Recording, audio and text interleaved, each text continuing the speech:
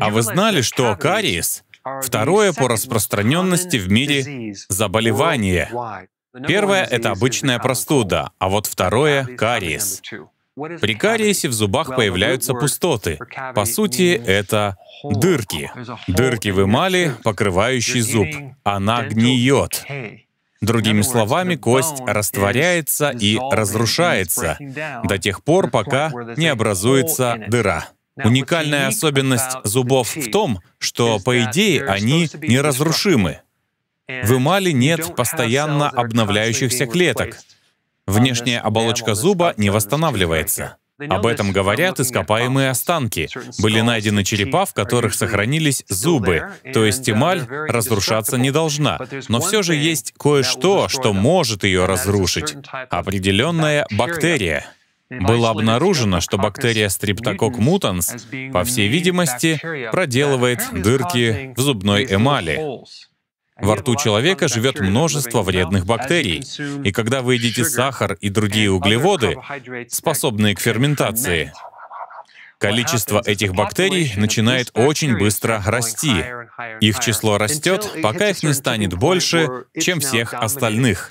Когда они ферментируют сахар, образуется кислота, которая растворяет или деминерализует эмаль, создавая в ней дыры. Употребляя некоторые пустые углеводы и сахар, вы кормите эти бактерии, которые образуют зубной камень. И из-за кислоты ваши зубы разрушаются. Конечно, эту проблему можно решить, если чистить зубы, верно? И зубная паста обязательно должна быть со фтором. И еще нужно пить воду со фтором. И все будет хорошо, да? Но вот в чем проблема.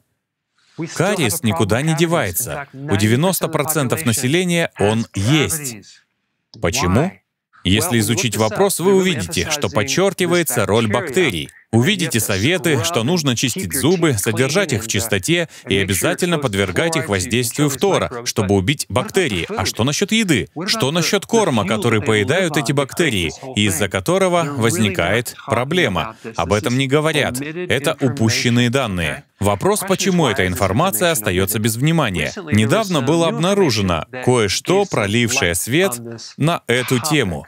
Были найдены кое-какие документы. Цитировать меня не надо. Но вроде как дело было в подвале библиотеки Гарвардского университета. Может быть, и в каком-то другом подвале, но документ нашли интересный. Его составила организация по торговле сахаром, основанная изготовителями сахара. И вот что вскрыл этот документ.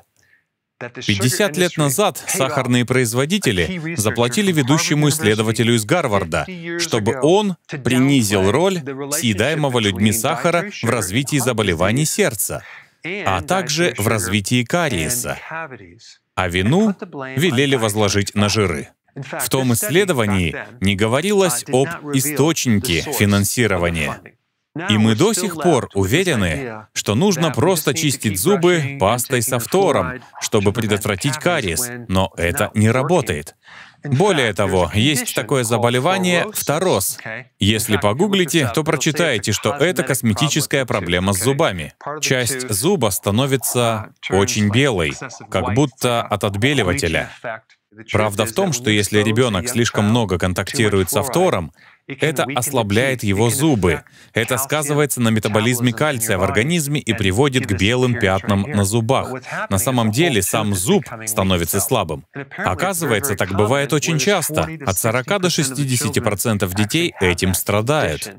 Просто поражает, насколько коррумпированы до сих пор так называемые научные круги. Все мы знаем, что наука как священная корова.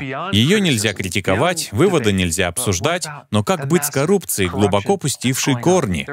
Увы, есть очень много научных концепций, которые в итоге оказываются ложными. Через 30, 40, 50, 60 лет, к сожалению. Так что, если у вас есть дети, просто перестаньте кормить их сахаром, и проблема кариеса уйдет. Все очень просто. Спасибо за просмотр.